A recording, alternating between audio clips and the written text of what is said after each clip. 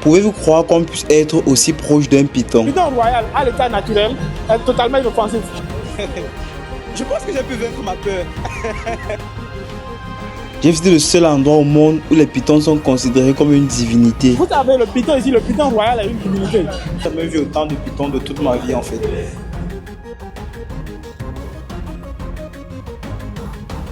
Essayons de comprendre pourquoi.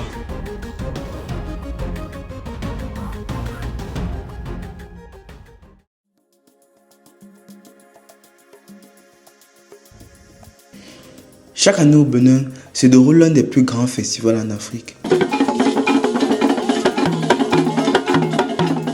Le festival de Vodou. Cette année, je me suis rendu afin de mieux apprendre de cette culture qui attire autant de monde.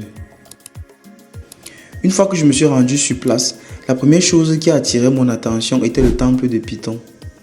J'en avais déjà vu et entendu tellement de choses sur cet endroit que je voulais vivre cette expérience de moi-même. Apprendre de l'importance des pythons dans la culture de Vodou. Il y a un moment de bruit là, donc on vient d'arriver, comme vous pouvez voir, les anges sont un peu en train de s'amuser de tous les coins, les rites de tous les côtés. Donc on va aller visiter le temple de Python, histoire d'expérimenter cet endroit là. Donc allons-y, on va aller au temple de Python là. Cet endroit est tellement sacré au point où il faut se laver les mains avant d'avoir accès. L'accès coûte 1000 francs CFA et vous avez droit à un guide pour votre visite. Bienvenue au temple de Python, on m'appelle Chanel, Binazon Chanel. Je serai votre guide durant cette visite touristique. Ok, ce temple existe depuis le XIIIe siècle. C'était une forêt et dans la forêt nous avons la divinité Python. C'est à cause du développement que cette forêt est devenue un temple aujourd'hui. La première chose qui a attiré ma curiosité ainsi que de nombreux visiteurs présents était de savoir pourquoi le python était autant vénéré. Son importance dans la culture vaudou, pourquoi le python était autant important dans cette culture. Vous savez, nos aïeux avaient commencé par vénérer le python royal à cause d'une certaine raison. Dans l'ancien temps, l'agriculture n'était pas si développée où on a des pièges, des insecticides. Les pythons étant des prédateurs, des rongeurs et des insectes, protégeaient les champs. Donc, lors des guerres razzias entre les tribunes, lorsque les autres ethnies voyaient le serpent, le python royal, ils pensaient que le python royal est un serpent offensif, alors que le python est totalement inoffensif, donc ils fuyaient. Le python a protégé premièrement ceux de cette communauté et deuxièmement, les a protégés contre leurs ennemis et deuxièmement contre la famine, parce qu'ils protégeaient leur culture dans les champs. Donc ils l'ont adopté comme divinité et le vénèrent. Et les adeptes de cette divinité ont 10 scarifications au visage, 2 au front, 2 sur chaque temple et 2 sur chaque jour. Donc, nous avons 2 genres de python, le genre féminin et le genre masculin. Le genre masculin est plus long que le genre féminin. Le genre féminin est appelé Dambé Dre enfant et le genre masculin Dambé Po. À l'intérieur du temple, il n'y a pas que les pythons, mais beaucoup d'autres éléments qui permettent de mieux comprendre sur la pratique de cette culture. Vous savez, cette case est la case la plus sacrée du temple. Pourquoi? Parce que c'est le sanctuaire de la divinité Python. À l'intérieur, nous avons l'autel de la divinité. Le sanctuaire est ouvert uniquement les jours de marché. C'est pourquoi c'est ouvert aujourd'hui, c'est un jour de marché. Mais pourquoi uniquement le jour du marché? Le jour du marché a quoi de spécial en fait? Très bien. Dans la culture vaudou, les jours de marché sont les jours favorables pour faire des offrandes de libation. Donc, c'est à cause des offrandes de libation et dans la culture vaudou, dans le dialecte, on a l'habitude de dire quelque chose et font vaudou. C'est le jour du marché qu'on fait ça. Tenant le sanctuaire, nous avons quelques règles. Le temple a quelques restrictions. Quand vous êtes adepte, seuls les adeptes peuvent rentrer dans le sanctuaire. Étant adepte, si vous êtes adepte, une femme adepte de la divinité Python, dans sa période de menstruation, elle n'a pas assez. Avant d'y accéder, il faut se déchausser, c'est un lieu sacré. Et quand vous êtes adepte de la divinité Python, il n'est pas bon pour vous de voir la mort d'un python, le cadavre d'un python. Donc si vous brisez l'une de ces règles par erreur, vous avez le devoir de venir vous faire purifier. Dans cette case qui est là. Dans cette case, c'est la case de purification. C'est la case de purification. Elle est utilisée pour la purification et celle-ci est utilisée pour la protection du temple et de toute la ville de Ouidah. Seul le prêtre a accès, il entre et ressort par là-bas. Ça a 2 entrées, 2 portes. Une entrée, une sortie.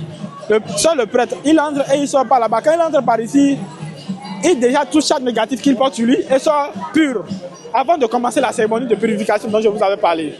À Ouidah, chaque 7 ans, il y a une grande cérémonie de purification. Au cours de cette cérémonie, cette jarre est retournée et est remise à l'entrée du temple. Dans le couvent, ici, nous avons deux chefs, un prêtre et une prêtresse. La prêtresse sélectionne garantie une fille vierge qu'elle envoie au marigot qui est sur la route des esclaves. Ces filles vierges vont apporter de l'eau du marigot, vont renverser ça dans cette jarre. De nos jours, il est un peu plus difficile de trouver 41 filles vierges qui pourront aller là-bas. Parce que la distance entre le marigot, le temple et le marigot fait 7 km. Donc ce n'est pas un jeu d'enfant.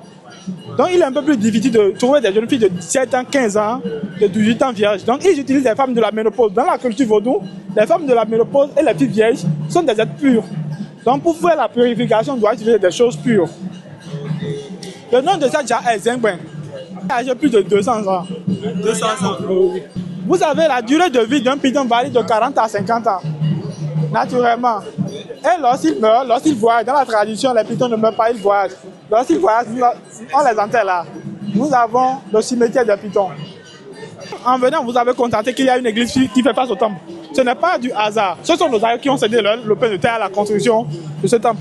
Donc les deux religions cohabitent pacifiquement. Oh, je me suis posé la question même quand j'étais là. Je me suis dit, il y a l'église en face du temple. Non, les deux religions cohabitent pacifiquement. Le syncrétisme religieux, vous pouvez être à la fois un chrétien fervent et aussi un adepte de la divinité python. Vous savez, le python ici, le python royal est une divinité. Vous savez, le python royal, à l'état naturel, est totalement inoffensif. Et c'est une divinité ici. Donc, avant de toucher le python, très bientôt, je vais vous apporter un python. Bien avant de le toucher, on doit se faire purifier. Comment? Dans cette petite jarre, il y a des feuilles. Dans cette petite jarre, il y a de l'eau qui contient des feuilles d'hysope. Oui. La feuille d'hysope dans la culture est utilisée pour la purification. Donc je vais vous apporter l'eau.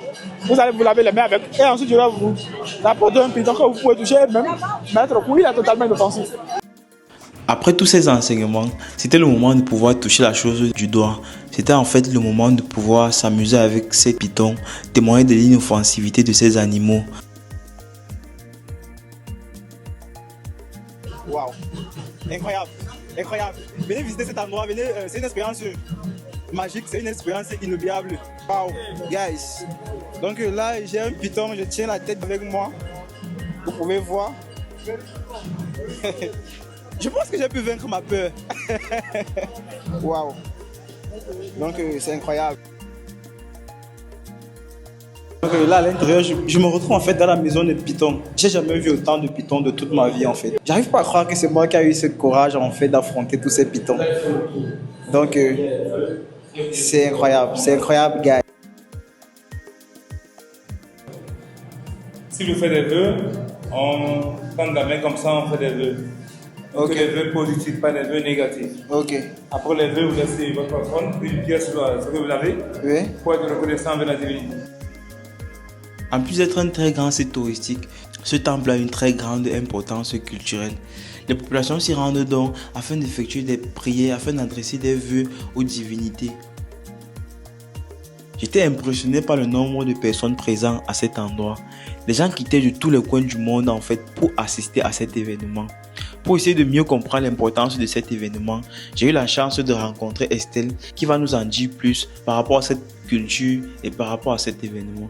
La famille, donc là je suis avec Estelle. Estelle va nous expliquer un peu en fait ce que c'est que le festival. Estelle va nous expliquer pourquoi il y a tant de monde là. La question qu'on se pose depuis. Donc salut Estelle. Salut, comment vous allez? Je vais bien et toi, comment tu vas? Ça va très bien aussi. Ok Estelle, dis-nous déjà pourquoi il y a tant de monde là? Pourquoi?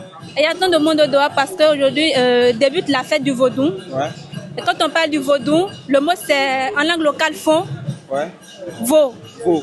Ça veut dire soit relax, okay, soit paisible, soit posé, soit tranquille. Ok. Donc, ok. Ça veut dire puiser, profiter, rechercher. Donc vaudou en fait ça veut dire quoi? Quand on dit vaudou, ça veut dire... est axé sur les 4 éléments de la nature, oui, tels que l'eau, l'air, le feu et la terre. Et simplement, c'est de se mettre à l'aise et de profiter des éléments de la nature. Ça n'a rien à voir avec la sorcellerie, la magie noire, le fétichisme et tout. Waouh, waouh. Et du coup, maintenant, c'est quoi en fait le festival du vaudou? Le festival du vaudou que le Bénin organise, c'est pour se révéler au monde entier que c'est de ça que nous on est innés. Nous, nos grands-parents, c'est le vaudou qu'ils pratiquaient. Donc, du coup, là, qu'est-ce qu'on peut s'attendre là au festival? Quelles sont les activités donc, qu'on organise au festival? Quel est le message qu'on essaye de véhiculer à travers le festival du vaudou? À travers le festival du vaudou, on peut dire qu'on est en train de révéler au monde que ça, c'est notre culture. Oui. On accepte on vous invite à découvrir notre culture, notre patrimoine et tout. Et puis tu as dit quelque chose là de très important. Les gens ont tendance à penser en fait que lorsqu'on parle de vaudou, c'est la magie noire. C'est la magie noire et tout. Donc qu'est-ce que tu peux dire à ces gens-là, histoire de les éclaircir en fait? Tu l'as déjà fait, mais je préfère qu'on s'appuie également dessus parce que beaucoup de gens pensent que quand on parle de vaudou, en fait, c'est sorcellerie, c'est magie noire. Donc, qu'est-ce que tu peux dire donc pour essayer d'éclairer donc ces gens-là, pour leur montrer en fait que non, le vaudou, c'est au-delà de ça en fait. Je peux leur dire que l'idée qu'ils ont du vaudou, à partir d'aujourd'hui, qu'ils n'ont qu'à essayer de commencer par effacer cette image, cette idée. Oui. Le vaudou, bien est vrai, ça fait du mal, mais d'abord, c'est l'homme qui passe par le vaudou pour attaquer. Le vaudou ne se lève pas de lui-même pour attaquer une personne, jamais. Donc, en fait, si je comprends bien, ce sont les personnes mal intentionnées qui utilisent le vaudou pour attaquer l'être humain. Ah, ok. Ça veut dire que si je comprends bien, le vaudou, en fait, peut être utilisé par des gens bien et pas des gens malhonnêtes. Ok. Donc, les gars, vous écoutez, le vaudou, en fait, c'est une séance, c'est une religion comme toutes les autres. C'est comme les catholiques. C'est la religion traditionnelle de l'Afrique. La toute première religion de l'Afrique, c'est le vaudou. C'est le vaudou. Oui. Et le Bénin organise ce festival pour se révéler au monde entier que oui, nous, notre religion, c'est le vaudou. On est fiers de la pratiquer et tout. Et on la célèbre en fait. On la célèbre. Waouh, c'est extraordinaire. Donc, qu'est-ce que tu peux dire aux gens donc, qui veulent visiter le Bénin et qui veulent savoir plus par rapport à cette culture de Bénin? Les gens vont te regarder là. Donc, qu'est-ce que tu peux leur dire en fait? Quel message tu peux véhiculer à ces gens-là? Alors, je vous invite massivement à venir au Bénin. Le Bénin, c'est un beau pays. Quand on dit le Bénin, bon, on pense que c'est le pays dans lequel on mange les gens. On ne mange pas les gens au Bénin. Okay. Le Bénin, c'est un pays merveilleux. Venez découvrir. C'est un pays accueillant. Très accueillant. On ne mange pas les gens. On ne tue pas, non. On est très accueillant, tout et tout. Ok.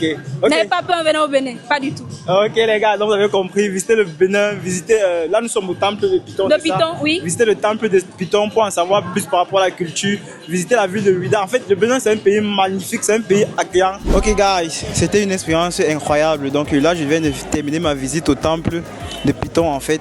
Donc j'espère que j'ai appris beaucoup de choses, j'espère que vous également vous avez appris beaucoup de choses. En tout cas on va vivre une expérience magnifique. Ça commence aujourd'hui, c'est parti pour demain. Donc restez scotchés, activez la cloche de notification pour ne pas rater les prochaines vidéos parce que du lot arrive. On va essayer d'en savoir beaucoup plus sur ce festival. On va essayer d'en savoir beaucoup plus sur la culture du Bénin. Donc on se dit très bientôt pour les nouvelles vidéos. Ciao ciao.